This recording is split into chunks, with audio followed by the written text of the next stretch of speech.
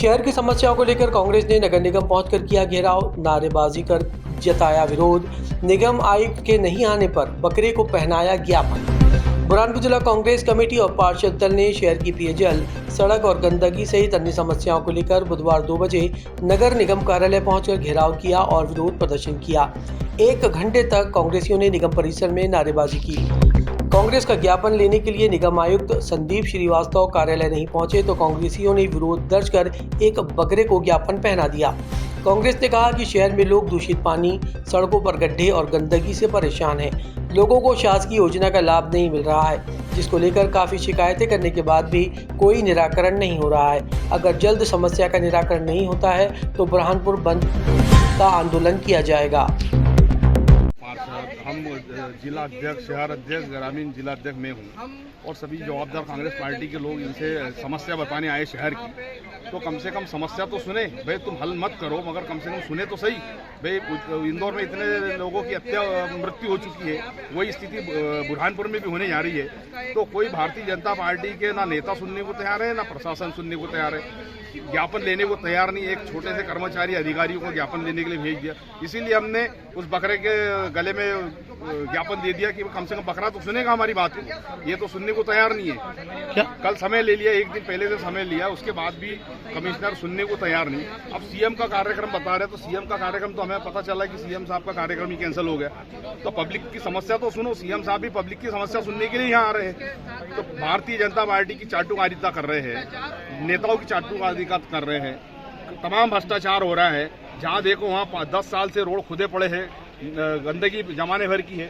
तो प्रशासन पूरा भ्रष्टाचार में, जहाँ इनको पैसा मिलता है, जहाँ भ्रष्टाचार होता है उसी और इनका ध्यान है, बाकी लोगों की समस्या सुनने को तैयार नहीं है। क्या वजह है कमिश्नर, क्या मानते कि क्यों नहीं आए आपके सामने? क्योंकि वो जवाब ही नहीं दे पाएंगे। जो जमाने भर की समस्या है उनकी खुद की नगर निगम की गलतियां हैं, तो इसलिए हमारी समस्या सुनने के लिए नहीं आए।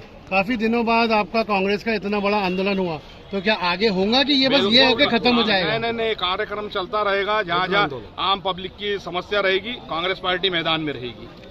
तो जो एक षड्यंत्र रचा गया है, जिसमें हमको शंका है कि भारतीय जनता पार्टी के लोग फर्जी नामों से आपत्ति लगा रहे हैं और नाम काटने का षड्यंत्र रच रहे हैं। नाम काटने का जो प्रोसीजर होता है कि जब किसी मतदाता का नाम काटना है आपको या उस पर आपत्ति आई है, तो उसको नोटिस दे करके और रिप्रेजेंटेशन ऑफ पीपल एक्ट 1951 के अधीन उसको नोटिस दे करके और वो जांच होनी चाहिए।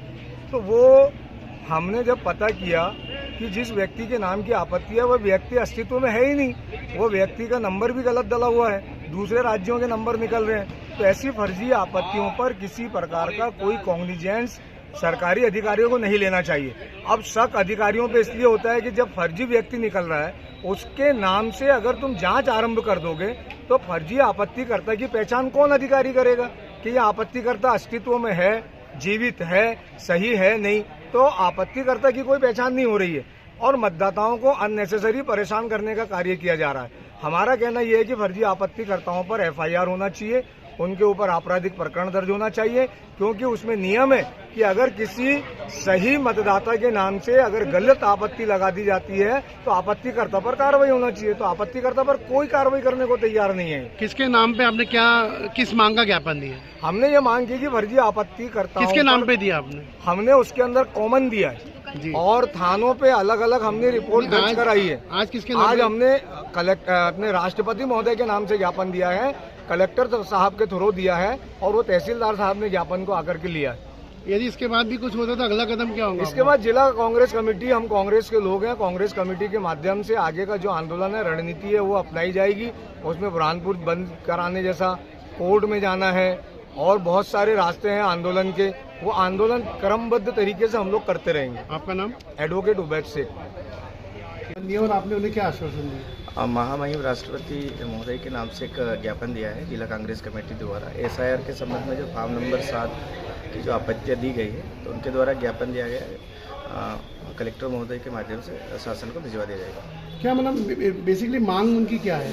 उनके द्वारा बताया कि 7 नंबर के जो फॉर्म भरे गए हैं लोगों के नाम काटने के, वो गलत नाम है, तो उसकी जाँच चल रही है अभी। मुख्यमंत्री जी के दौरे कार्यक्रम की तैयारी में व्यस्त है। जो विषय हैं सामान्य तौर पे जो चर्चा में आए हैं, सड़कों का है, पेयजल का है, तो इन सारे विषयों पे शहर में बहुत तेज़ी से काम हो रहा है। पेयजल व्यवस्था नई जल प्रदाय योजना से उसका कवरेज काफ़ी बड़े हिस्से में शहर में हो चुका है। कुछ छोटे मोटे हिस्से बचे हैं जिन पर भी अभी लगातार काम चल रहा है, और जहाँ बचा हुआ है वहाँ भी हम पुरानी जल प्रदाय योजना से लगातार लोगों को पानी का प्रदाय कर रहे हैं। हमको शहर के किसी भी क्षेत्र से कहीं से भी पानी का संकट होने या जल प्रदाय आपूर्ति में कोई अवरोध होने की हमारे पास कोई शिकायतें नहीं है। प्रदेश के 16 नगर निगमों में सीएम हेल्पलाइन पे जो जल प्रदाय संबंधी शिकायतें होती हैं उनमें बुरहानपुर न्यूनतम स्तर पर है।